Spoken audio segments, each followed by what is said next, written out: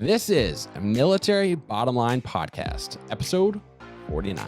This story is about the one event in the military that changed my entire perspective about leadership.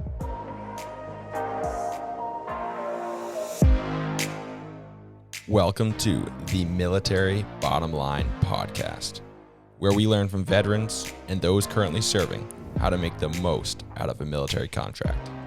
We're here to motivate, inspire, and help you leverage your service to positively impact you professionally, personally, and financially during your military career and beyond.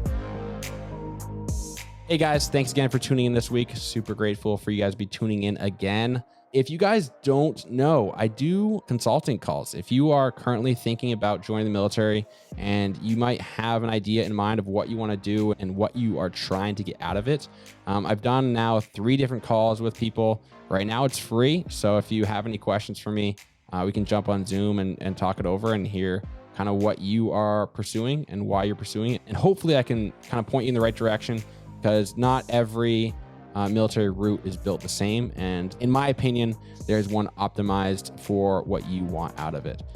So I am a no bias. I don't really care if you join, but if you do join, I want you to do it in the most intelligent way. So if you're afraid of talking to a recruiter because they have a bias and they're going to sell you on their branch, then hit me up via Instagram at Military Bottom Line or on email militarybottomline@gmail.com.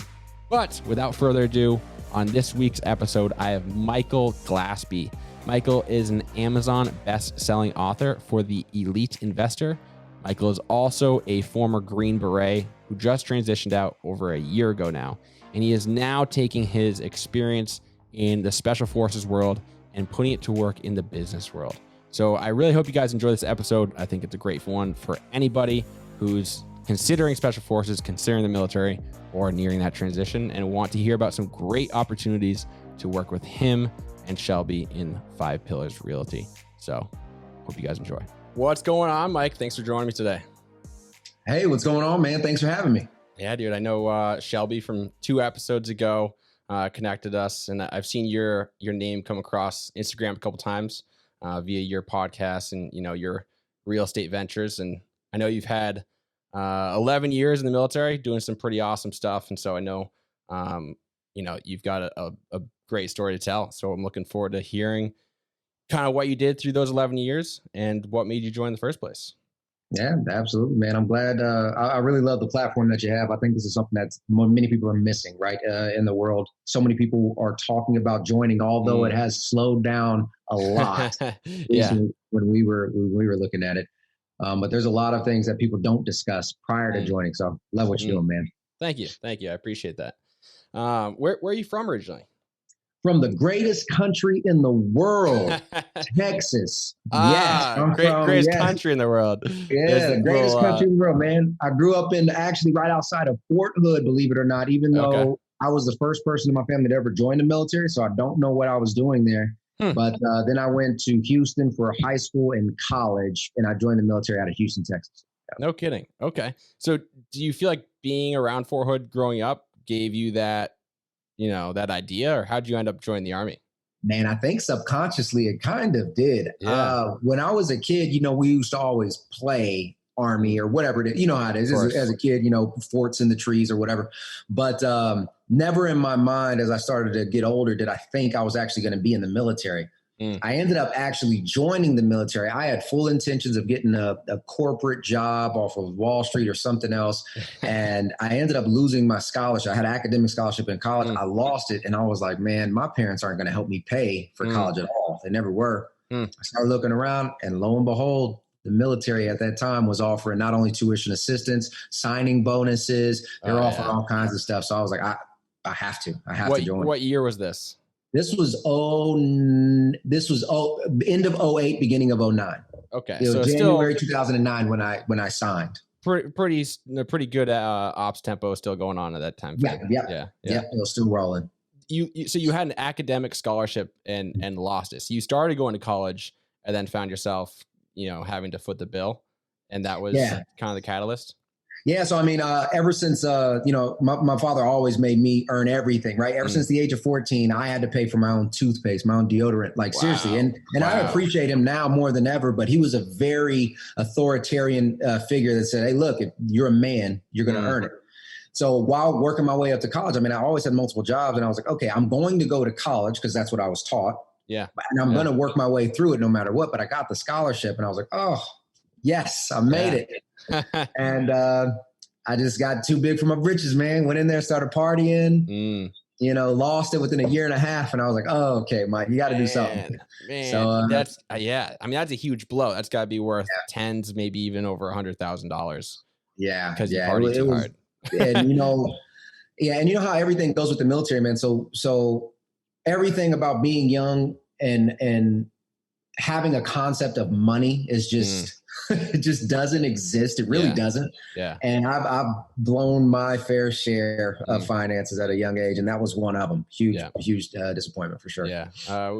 We've all made those mistakes. And sometimes like I find myself like looking back, like if you were to add all the dollars you blew and you wasted, it would be like the most discouraging thing ever. Ever, especially if you invested it just in something simple like an S&P 500. I look back like, I live and learn. You can't win them all, right? Exactly. Right on. So you ended up joining instead of college. Did your parents have any, hard feelings about that, or they're like, yeah, you messed up?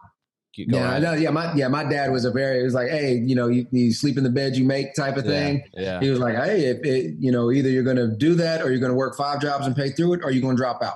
Whatever it is, it's up to you. And so I went and joined. Yeah. Right on. Were you pursuing anything particular, like a specific job, or what did you want to get out of it?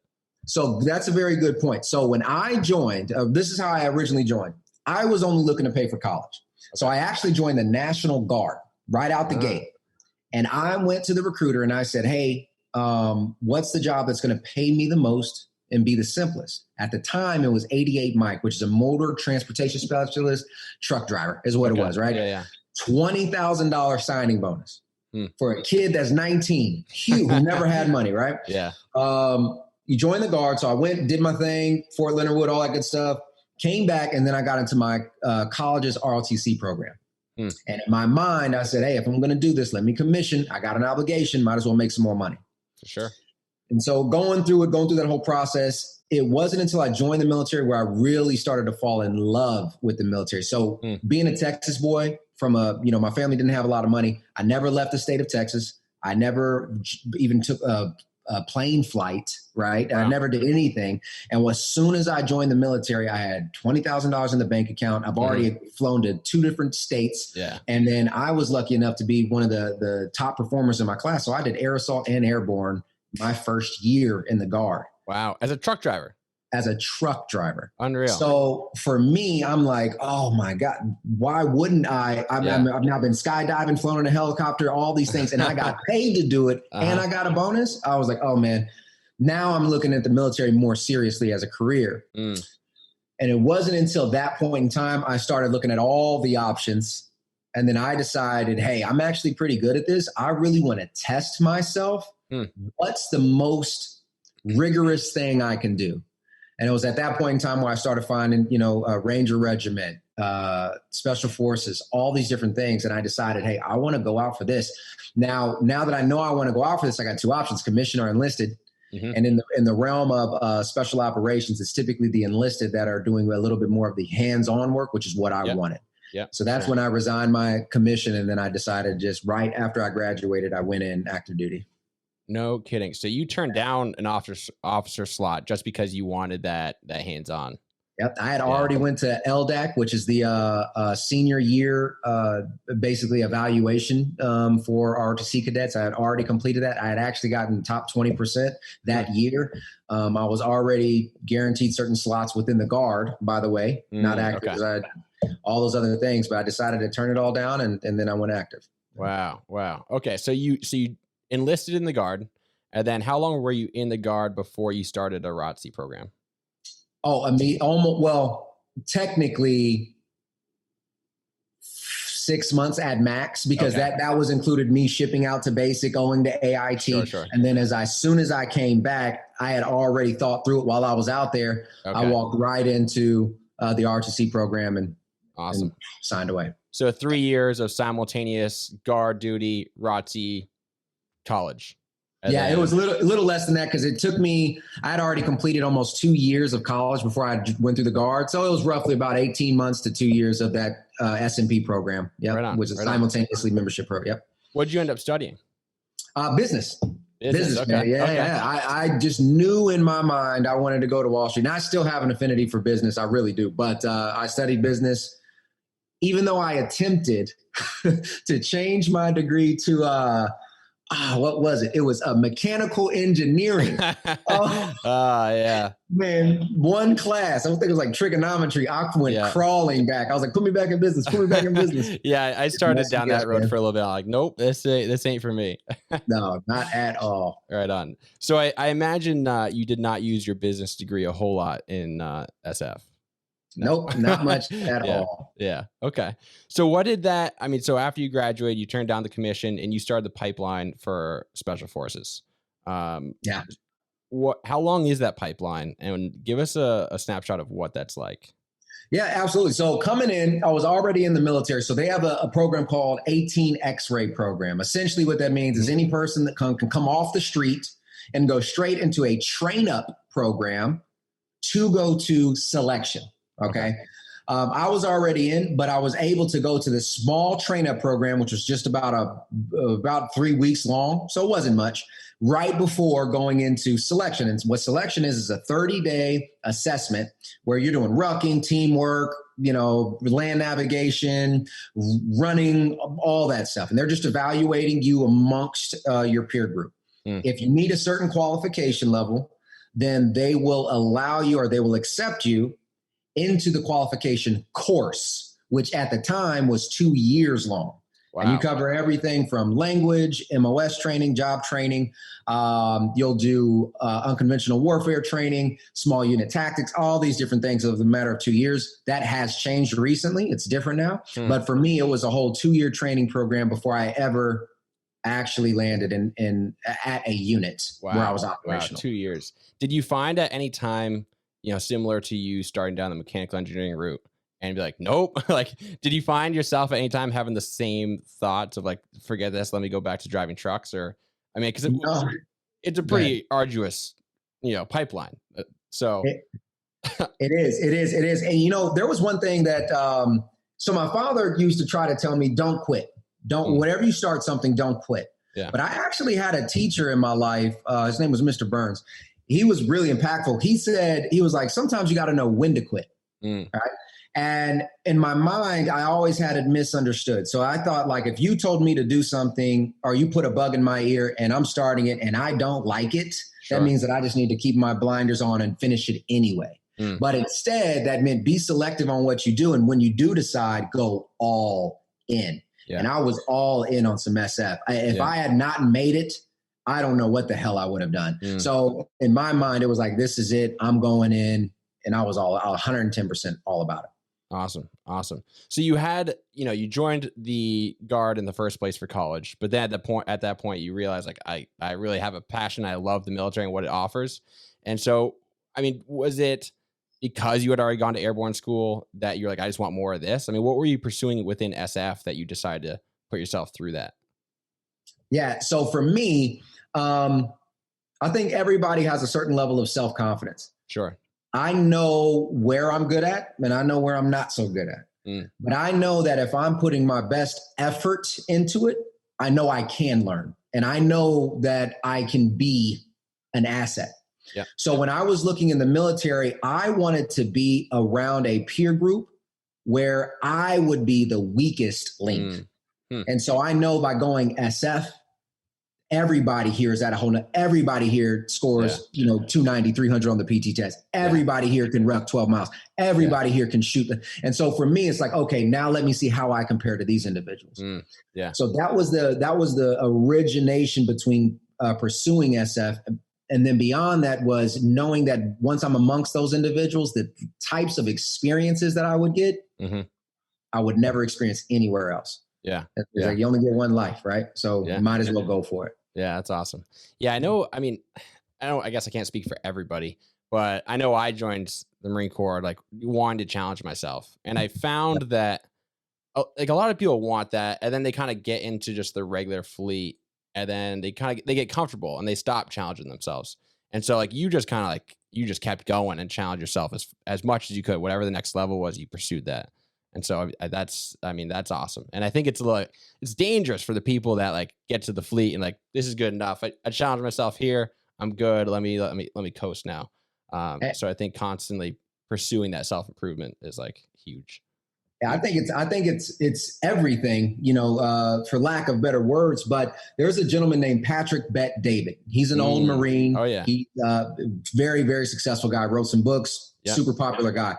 He says that it's the path of progression that always moves you up to another level. But no matter what level you're on, there's always going to be a top 1% and a bottom 1%. Yep. At a certain point, everybody gets comfortable, and that applies even to SF. Yeah. There was people that made it through the course, and as soon as they did, stopped all momentum. And then there's some people that went above, and for the audience, they may be aware of it. There's levels above SF. Sure. There are some people that pursued that, right? And so always knowing that, and it doesn't have to be in the same path, but constant progression is something for me that keeps me internally motivated to pursue something else or the next step or the next chapter. Is it something that you have to like force yourself to take that next step and pursue that next chapter? Or is it like just something inside you, you're always pursuing that next level, that next thing? I think so. Internally, it's something that is always going, but I interpret it differently at different times. Yeah. And so the reason ultimately why I got out of the military is because I hit a plateau within the military. It wasn't necessarily because obviously there's more I can do. Sure. But I realized that I reached a level of my influence of my direction in the military. And now at the point I was at, it really all depended on the circumstances, the leadership, promotion opportunities, and things like that. Yeah. So for me, I had this, I was battling depression. I was battling anxiety. I was battling all these other things. And it's because I needed that constant progression. I couldn't get it. So I interpreted it different at the time, but I think internally it's always going. And I ended up ultimately leaving the military and finding those next steps. Interesting. Yeah. It doesn't necessarily have to be in the same industry, that you're pursuing that next thing. Awesome. Let's talk a little bit about the pipeline. I mean, 2 years, we'll kind of, touch on a couple points. What was your favorite part of that pipeline versus least favorite, and maybe like the hardest versus most fun type thing? So selection was probably the least favorite. That's the 3 months. You got no phone out there. It's just pure grinding. You have no idea where you stand in the rankings. You have no idea if you're going to make it or not. Yeah. That's probably the least fun. Once you get in, there was several fun events, but I would say the culmination exercises were probably my favorite. So at the end of, for example, my job training, we had a culmination exercise where they essentially said, okay, let's take the training wheels off. This is all you. We're going to step back. And they step back and they'd have a real opposition force out there. And it was pretty much just go. We would make all the decisions, and all they do is evaluate. No insight, no input. And for us, that was just like, okay, we're really running the show. Yeah. And then the final culmination exercise is wonderful. It's called Robin Sage, right? And that's open source, so no worries there. Yeah. But it's a big culmination exercise where they essentially get only 10 to 12 of us students. They bring in privates of many different MOSs, right? So there'll be cooks, there'll be truck drivers, mechanics, essentially people who have no real tactical training. And if people don't understand, Green Berets are essentially trainers of foreign forces. So they had us train these guys up and then take them out on missions in, denied territory. And they had role players playing auxiliary personnel, shopkeepers, transportation. Yeah. And it's just the thought that went behind something like that, that you can have, a student like us get fully immersed in it. I mean, that is just, that's a fun time, man. Really at that time, you're playing with no real consequences, but it's fun. And I was going to ask that, like, I remember through a lot of my training, I was amazed at the end of it that I got paid to do it. I never felt like I was working, and it was all fun. And so like for that pipeline, as gruesome as it is at times, did you feel like you were at work, or were you just like hanging out with the boys and like doing fun stuff, you know? Yeah, I think, somebody had said it. I forget who it was, but says anybody who's in special operations has got a screw loose, right? Because it's like, who would consider this fun? But you're exactly right. Yeah. That was fun. Being out in the rain, being out in the cold, going days without eating, and then all of a sudden executing a flawless ambush. It's something about it, it's like that adrenaline spike. If you score a touchdown or whatever sport you may play, you hit a home run, whatever the case is, it's like that adrenaline spike. It's the same thing out there, which is really weird to say. Yeah. But it was just like playing, you couldn't ask for a better job. You get to play with explosions, play with guns, play in the woods. You know what I mean? So it was good. That's awesome.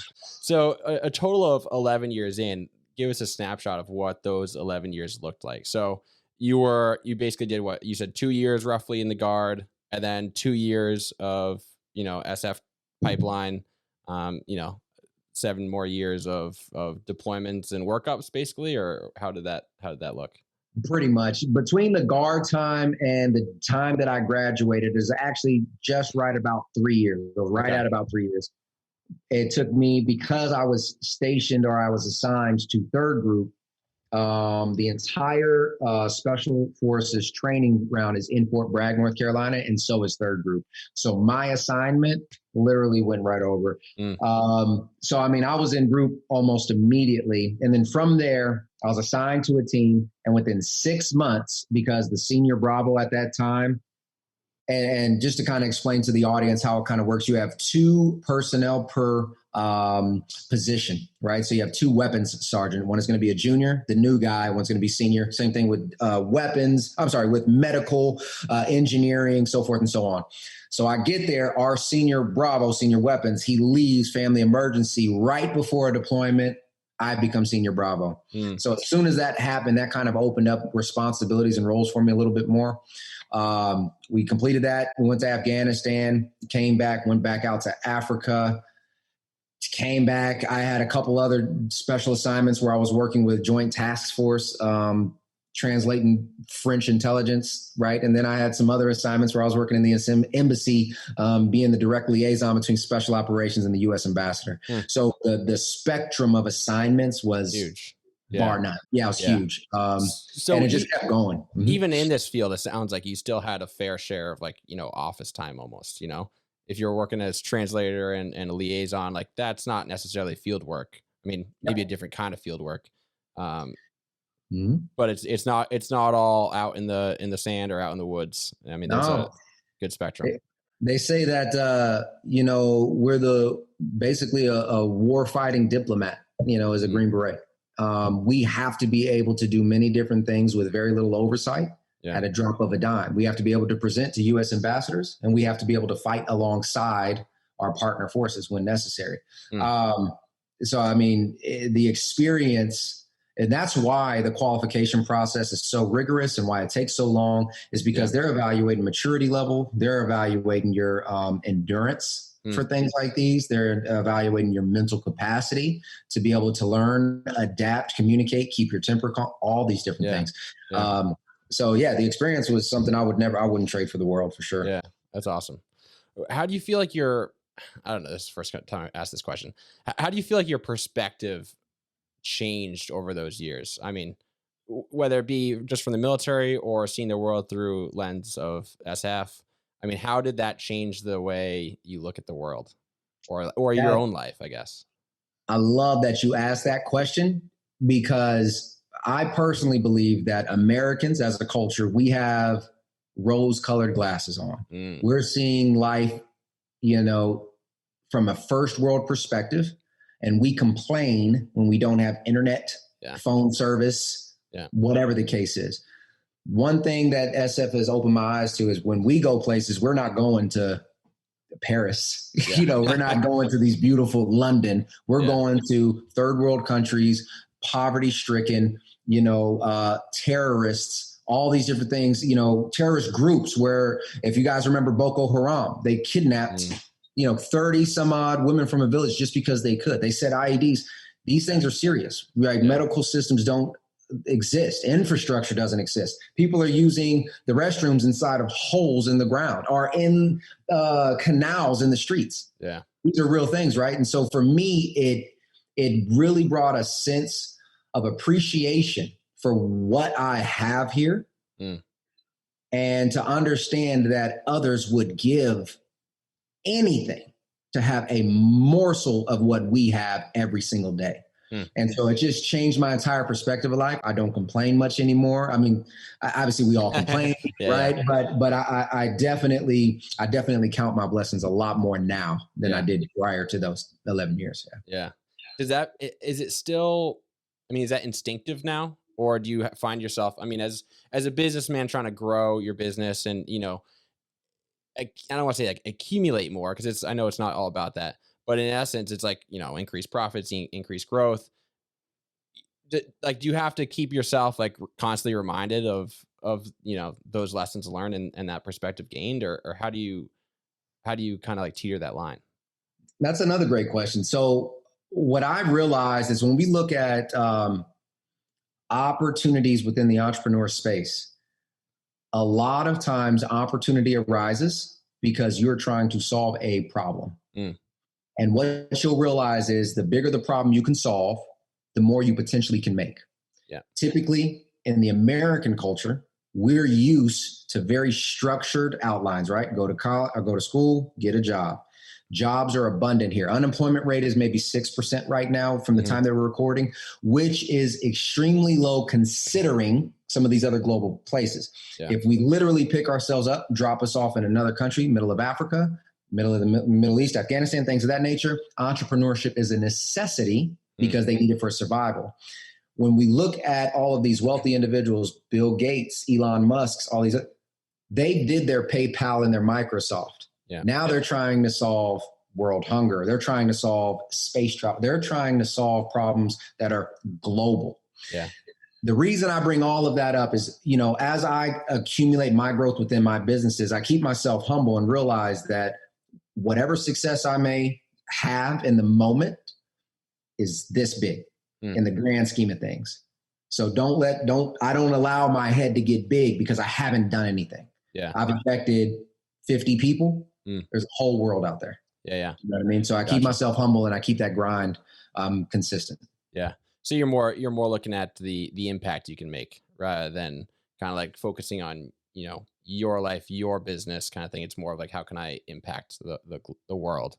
And it has to be. It has to be, because if you only focus on you, as soon as you stop working, the machine stops. Yeah. Right. But let's just say in this situation, I offered an opportunity for you to come and work for me or with me, whatever you may want to consider. But I've given you now the opportunity to create your own thing. Yeah. Right. It's now the impact I have on you is much bigger because it affects you and your family.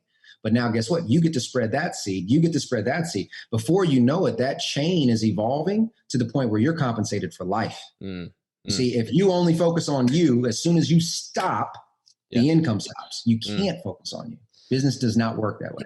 Yeah. Interesting. I didn't mean to get into the business part this quickly, but let's do it since we're already here. Why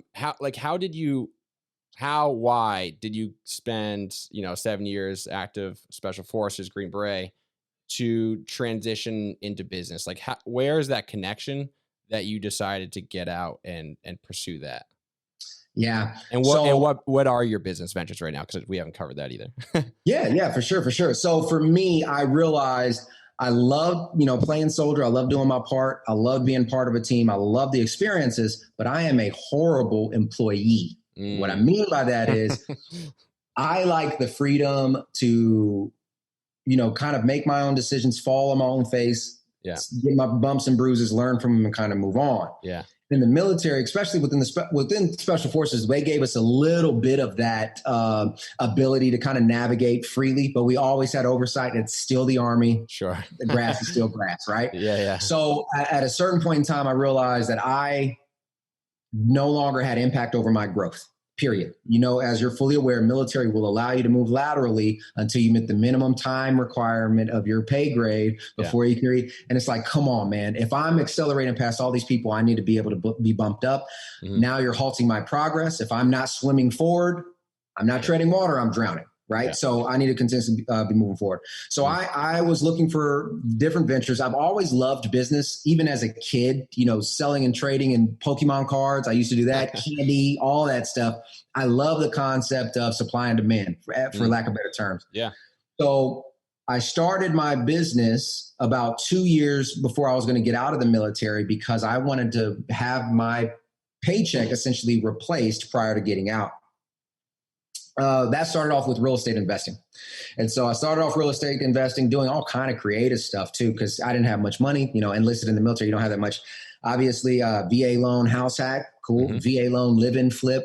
I was doing, subject to seller finance, you name it. I'll do all that good stuff. As I kind of continued forward, I realized I had done a flip and I looked at the commission I paid out. I said, why don't I just get licensed? So I got licensed, but I'm a firm believer of don't worry about trying to make your weaknesses better. Just find somebody who's really good at your weaknesses, right? And just focus on your strengths. Well, I found Shelby Osborne. You've already interviewed her. You know the story. We got 5 pillars going. We started rolling there. Now, as I was feeling more comfortable in the entrepreneur space, I started networking more. I'm finding more opportunities. And I wanted to have my hand in almost a little bit of everything, but I wanted to still be integrated so it's not really distracting me, right? So I didn't want to do real estate and then do a gym business because it just doesn't align, right? Yeah. So I have real estate investing. I did real estate brokerage. And then Dan Wynn, my co-owner and co-host of Military Cash Flow, we decided to start educating veterans about all the things that we were going through. Now it's education. We get to talk about real estate there. Great. So that's easy. Education, cool. Then I found another buddy of mine and we started a hotel company. And it's a hotel syndication, acquisition, whatever the case is. And we ended up finding a hotel operator that we could partner with, and we brought them in. And so as we began to scale, I was just saying, okay, there's many ways, many facets that we can use all of these military skills that we learned, right, to go this way. But ultimately, I have that freedom back to do what I want as I want. But most importantly, there is no cap on my potential at this point. Make each one of these a $200 million company if I so choose. And so that to me was the most, exciting part about it. Awesome. Freedom, basically. Freedom. Yeah. I mean, I think everybody's looking at some point, whether they do one contract, two, whatever, like that freedom to do whatever you want is enough to draw people out, after experiencing kind of the box that is the military. And so not that there's anything wrong with the box, it works great for some people. But at a certain point, you realize like there's a big world out there, and while you've been traveling it for the number of years, there's a different kind of world that you can pursue. So that's awesome, man. So it's given you that. Has it given you that freedom and that satisfaction that you were hoping for when you transitioned out? That's another really great question. If anybody thinks that entrepreneurship means that you can sleep in until 10, you can take 2 weeks off. Sorry to burst your bubble. That's bullshit, right? It doesn't exist. I work harder now than I did in the military, believe it or not. And I had a demanding job in the military. But the satisfaction level is different because I know that every step that I take here will impact my life directly for sure, but could impact hundreds of other lives, or more importantly, generations down the line if I treat it right.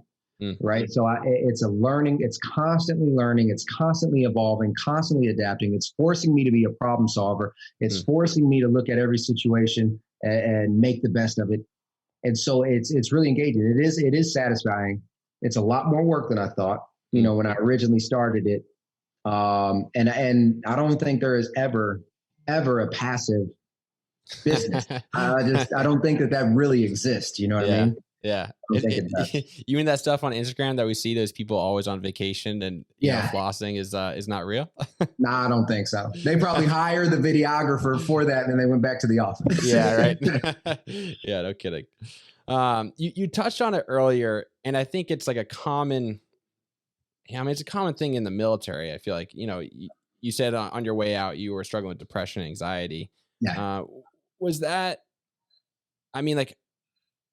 SF related? I mean, how would somebody that's pursuing that track prevent that and avoid that? Because it is a common struggle.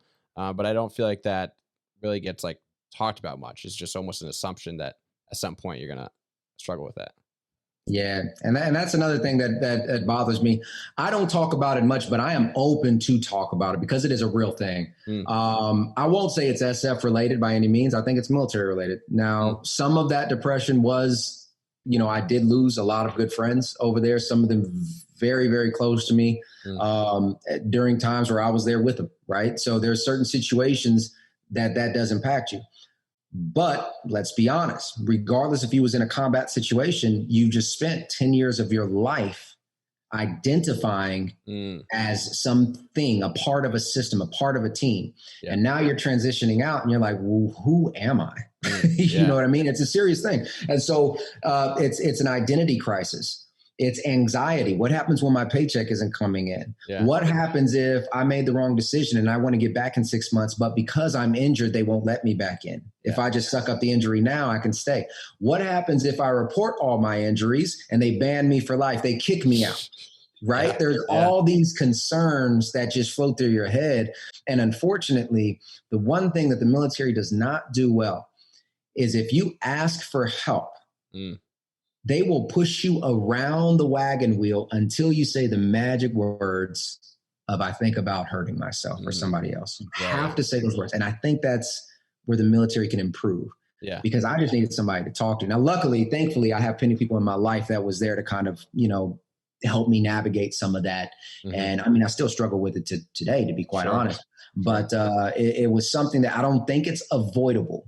Yeah. I think that people that are facing that track just need to be aware of it and need to be willing to express it and talk about it with somebody so they can navigate it. Yeah. Yeah.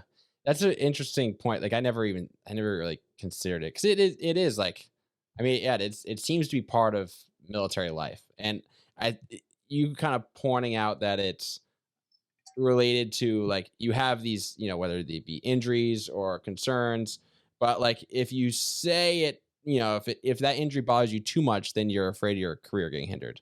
Or if like you're, struggling, whatever, in a different category, like you're too worried about your career ultimately. And, and like, to have somebody else in complete control over that, and to be able to like kind of shoo you off despite this being what you're, identified as, that's a, yeah, it's kind of crazy.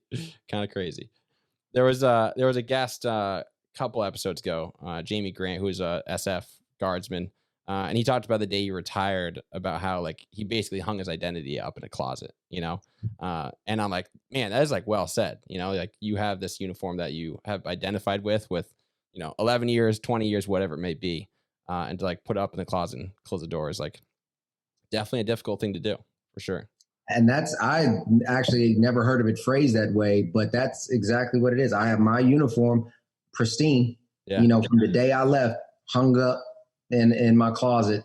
And I tell people this all the time and they never believe me, but I've only been out of the military for literally a year and 2 months.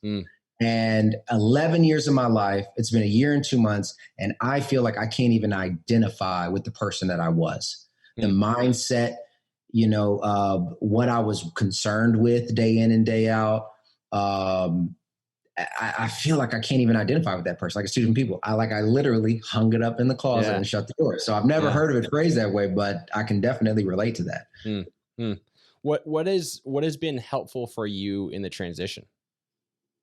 To be quite honest, I am a lone wolf, and many people may agree or may not agree with that, but I'm a lone wolf. Like I like my quiet time. I like my alone time. Yeah. But the thing that has helped me was the people that wouldn't allow me to clam up. You know what I mean? Yeah, and Shelby's one of them. I'll tell Shelby all the time. I'm very grateful for her. She'll be like, okay, Mike, because me and her vibe well, she's great at the things I'm not. Yeah. I'm good at some of the things that she's not, but she's also there because she was military as well. She understands a little bit. She's like, okay, let's focus on this, right? My family has been there for me and I'm very, very thankful for that. And friends and things of that nature. So that has ultimately been the bottom line I think that the differentiator, because honestly, I think everybody struggles with this regardless of military or not, but it's finding the motivation, right? Mm-hmm. Finding the why to keep going, finding what's going to make me get up this morning, what's going to make me continue to push in this direction when I can just switch and go somewhere else. So I don't feel like that's the military piece there, but having somebody that's constantly keeping you accountable, constantly saying like, hey, where's your deliverable? What's the next step? You said you were going to do this. Why haven't you done it? Yeah. That's what kind of forces you through those slumps and then gets you right back on track. Yeah. Yeah. And so just like, whether it be teammates in the military or business partners on the outside, really just having accountability is what's going to, keep you doing what you need to be doing and focused rather than, like you said, kind of going in, in a clamshell or whatever you said. Right. Because it's super easy to, could just kind of like hunker down, like you start thinking too much. And, a little bit too much thinking can be dangerous sometimes. Absolutely. Go down little rabbit holes, man. Yeah. No kidding.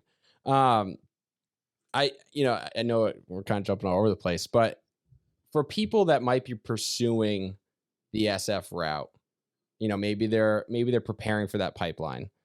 What kind of advice would you give them? Yeah, that's a lot of people ask that question. A lot of the younger guys, especially trying to come in. And ultimately, it's about being able to preserve your body, being able to last long, right?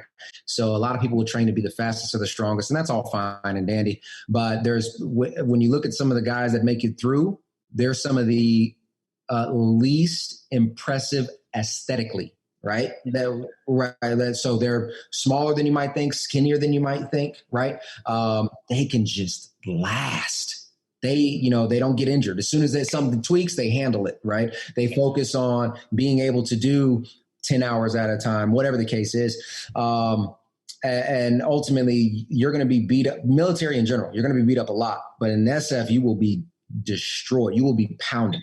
And so if you cannot make it through those physical ailments, you're gonna cash in before your time's even up. So that brings up a good point, because it drives me nuts, the whole push through the pain kind of thing. Because it's like, there's a time and place that needs to be done, but that doesn't need to be done on every stinking training cycle. Every piece of training ever, because then you're never paying attention to what actually hurts and if it's an injury or not. And I feel like the military is really good about telling you how to push, but they're not really good about telling you and teaching you how to recognize when this is a problem that should be attended to. And so, they change these PT tests and they're making these people do deadlifts when they never deadlift. And it's like, oh, break your back. And then they give you a VA rating. It's like, dude, it would be cheaper to just teach people and spend more time on this. And so where is that line of pain is weakness leaving the body versus, be smart? Yep. And that speaks literally thousands of words right there, because that's exactly what the issue is.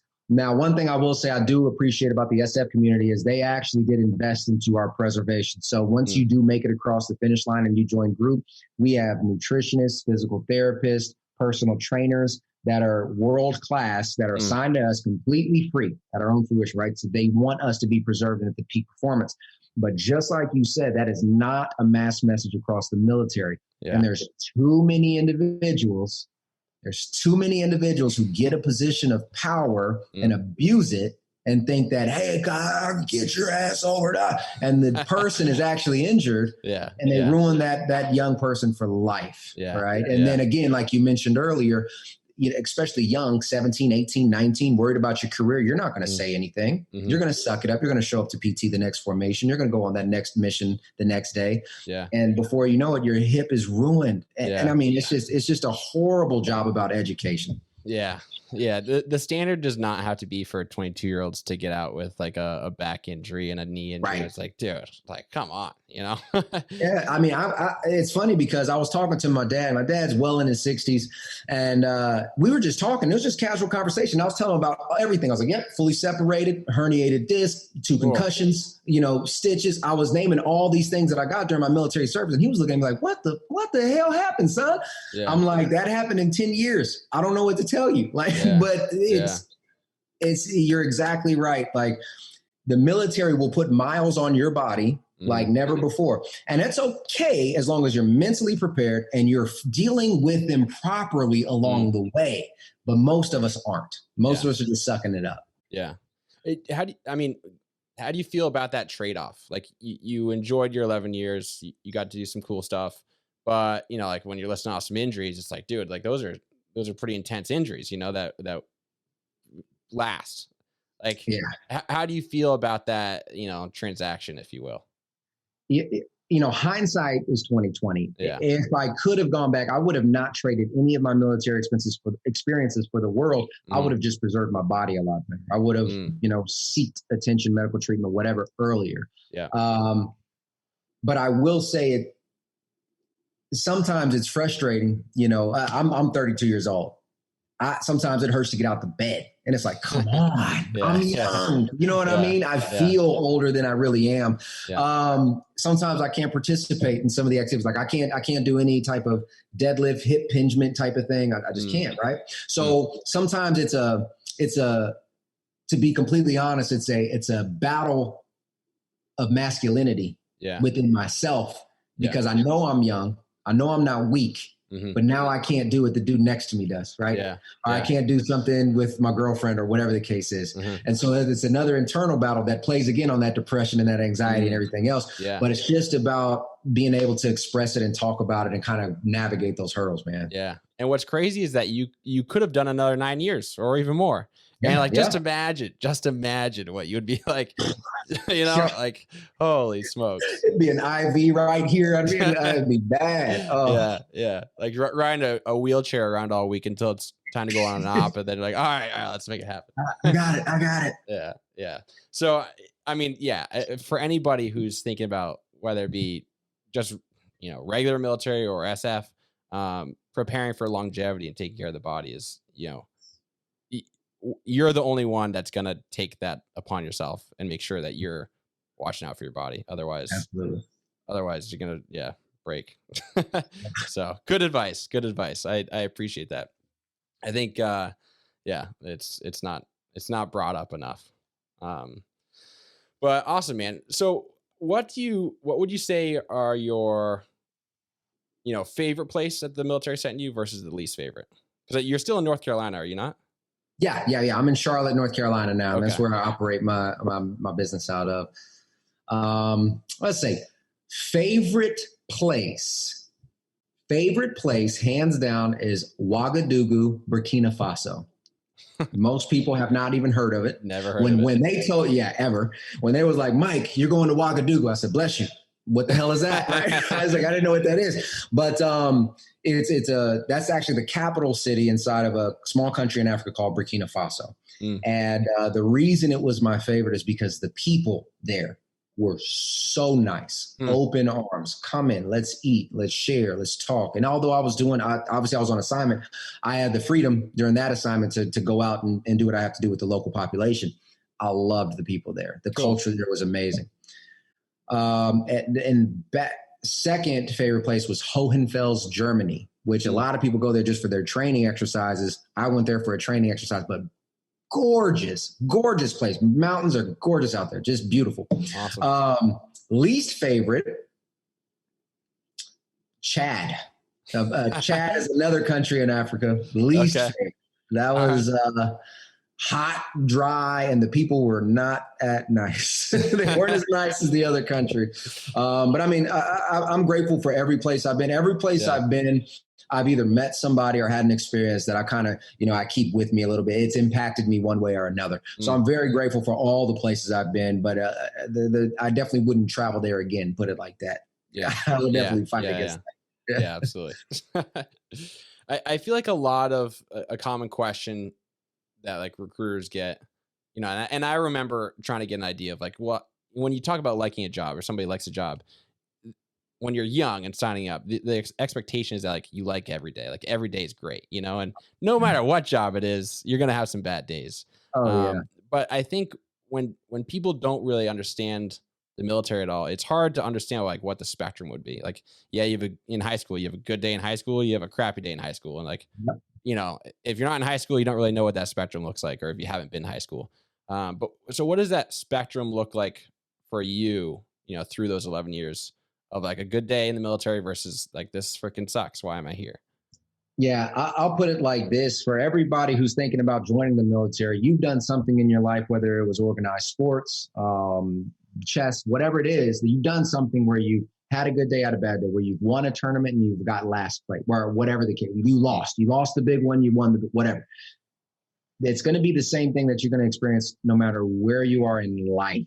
Work is going to be good or it's going to be bad. In the military, I was lucky enough to go to a lot of schools, right?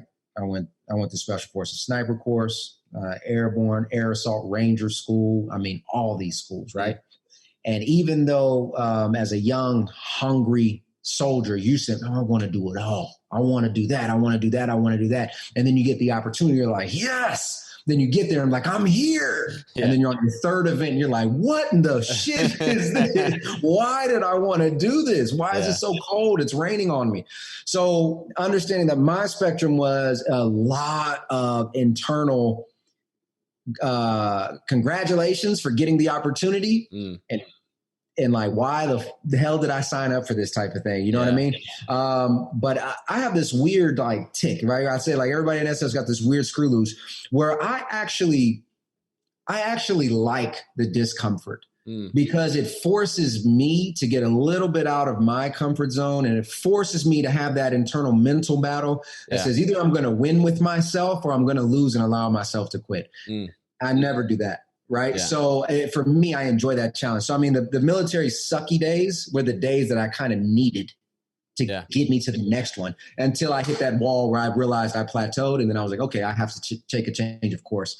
But I mean, the worst day ever could be literally sitting in the rain with no cover, no nothing, just 20 degrees out there, whatever it is. Yeah. So it's part of it. I was talking to my buddy about that, who was in the Army a while back, that like some kind of enjoyment of discomfort, like doing things that make you uncomfortable. And I was like, it's almost like it makes you feel accomplished. Like if you were uncomfortable, then there's like some sense of accomplishment behind it. Even if there was absolutely nothing accomplished, like you made yourself a little bit better just because you disciplined yourself, and it's kind of odd, I guess, but I would think of it like physical training. Think about for those who actually enjoy it, they'll go into the gym and let's think about what that really looks like. You are destroying your muscles so they can grow. Yeah. You gotta think about what it really is, right? So you're going in there, you're like, oh, this hurt, this sucks so bad. Then you leave and you're like, whoa, I feel good. Yeah. And I think it's a concept like that in the military where you go and you just suck and maybe it's a mental workout and then you get out and you're like, whoa, I feel good. I don't know what it is, but it happens every damn time. Yeah. Yeah. Well said. Well said. I haven't gotten, I'm trying to figure out how to ask the question for the introduction to a story of your experience. Yes. So like, I don't have a good way to ask the question, but give us kind of a micro perspective of an experience you had. I will tell you this, and this story is about the one event in the military that changed my entire perspective about leadership. All right. So me and another buddy of mine on the team, we were always competing to be kind of like number one and number two at whatever we did, whether it was racing, whatever, PT, everything. And the way that my team sergeant decided to reward us would be, okay, hey, if you guys are performing well, if you said you want a school or an assignment, I'm going to get it for you. Okay. That was his way of awarding it. So me and my buddy, we're doing so well that we get an assignment to a school we don't want. Right. So we go to the school and we do it and we pass and we knock it out the park and we come back and he's looking around. He's like, all right. And he looks at my buddy and he's like, all right, you're going to go to the next level. Here, like level 1, level 2, you're going to go to the next level of the school. And I look at my buddy's face and all of his enjoyment just sinks out.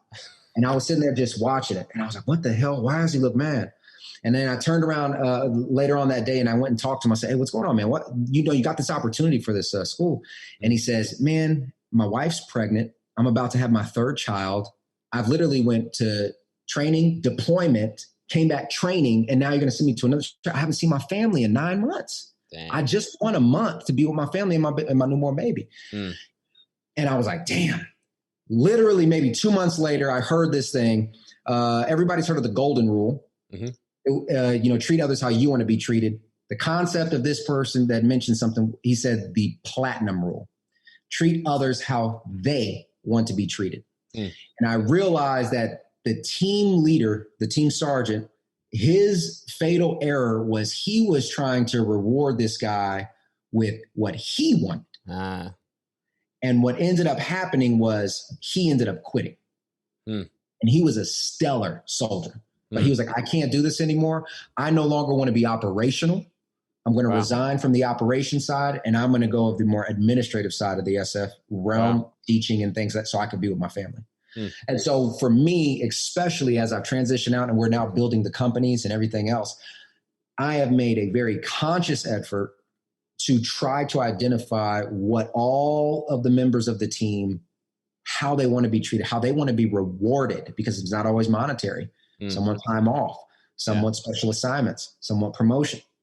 And I think that's a very insightful thing to keep in mind as you're progressing, because everybody progresses fairly quickly in the military. You come from private to team leader, squad leader, if you're enlisted, right? And you go from platoon leader to XO to all that good stuff. You have to keep in mind how you're going to constantly motivate and inspire the people that are underneath you. That's my little story right there. I like it. Yeah. Great lesson. Thanks, man. I know that you've even within the last, you said year and 2 months, you've transitioned out. You're part of a growing realty group with Shelby. To provide this opportunity again, because Shelby spoke of it, the Skill Bridge program, you guys are always looking for transitioning veterans for interns. Absolutely. So I want to make sure that any listeners that are transitioning out hit you guys up, because you guys have both proven yourself very effective in the real estate world. And so to learn from guys like you would be, an awesome opportunity. And so I also know that you guys are starting a kind of like an education program online, right? Yes. Speak a little bit about that, because I know, I'm looking forward to look into that a little bit further and hopefully signing on. And I know there's a lot of opportunity there for people that kind of want to start interacting with you guys and learning from you guys. Yeah, absolutely. So what we've done is basically we've compiled all of the lessons learned from each of our perspectives. Shelby is a beast in her own right. Within 3 years, she has over 74 rental properties. She won Rookie of the Year, all that good stuff. Everybody's heard that. Within my 3 years, I've acquired a little over 134 rental properties. I got a best-selling book. I got a hotel syndication company, all that good stuff. What we've done is everything that we've learned, both together and independently, we've kind of compiled into a training program. We call it the Pillars Investors Program. And on there, we're going to have checklists, sample copies of contracts, video educational walkthroughs, tutorials, all that good stuff. And we're also going to incorporate you into our team training events every week. And then we also have set aside a monthly Q&A where it's just the members of that investors program where they can ask whatever questions to me and Shelby directly. And so we kind of decided to open that up because what we started realizing was we work primarily with investors.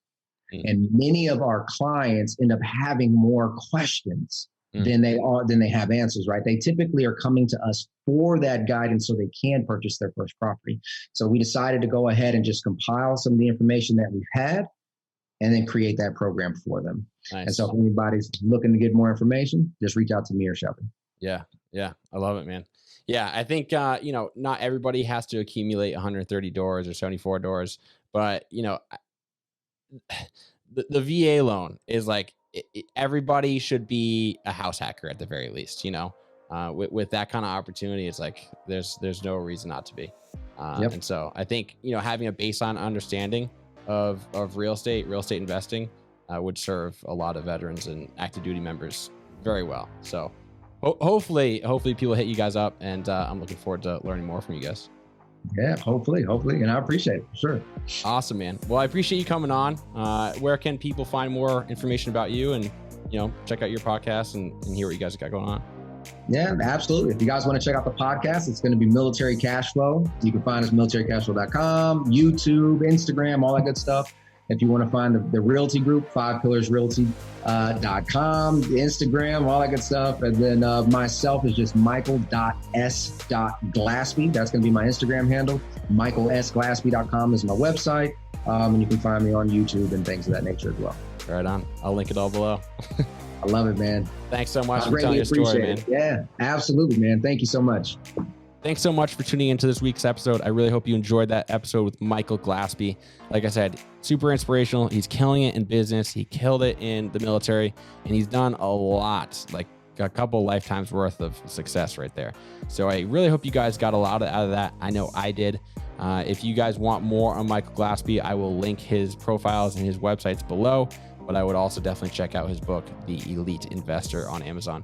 And learn more from him and his experience. With that said, I will see you guys next week. I hope you enjoyed that episode. And if you are not already following me on Instagram at Military Bottom Line or on YouTube, Military Bottom Line, try to post there as much as I can and provide as much value as I can on different opportunities, benefits, and maybe a personal touch here and there. So look forward to seeing you guys. If you guys want to contact me, Military Bottom Line on Instagram. See you guys next week.